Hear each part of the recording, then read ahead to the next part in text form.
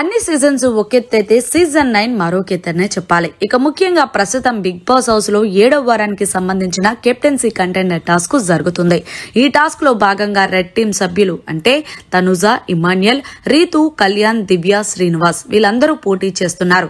ఇక captaincy task ఏంటంటే bone task. ఇక గార్డెన్ ఏరియాలో ఒక బోన్ ని ఏర్పాటు చేసి ఎవరైతే కంటెస్టెంట్స్ పార్టిసిపేట్ చేస్తున్నారో ఈ టాస్క్ లో వాళ్ళందరూ కూడా సర్కిల్ లో ఉండాలి. ఇక ఇందులో భాగంగానే బజర్ మోగినప్పుడు ఎవరైతే ఫాస్ట్ గా వెళ్లి ఆ బోన్ ని తీసుకుంటారో వాళ్ళు ఈ టాస్క్ లో విన్నర్ గా నిలుస్తారు. అయితే ఈ బజర్ అనేది 3 రౌండ్స్ కింద పెట్టాడు బిగ్ బాస్. ఇందులో భాగంగానే ఫైనల్ గా ఇమాన్యుయల్ అయితే గనక ఆ బోన్ ని 2 సార్లు తీసుకోవడంతో ఫైనల్ గా మరి 7వ వారం కెప్టెన్ గా అయ్యాడు ఇమాన్యుయల్ అనేది చెప్పాలి. పాపం తనుజ ఎలాగైనా ఈ వారం కెప్టెన్ అవ్వాలి అనుకుంది.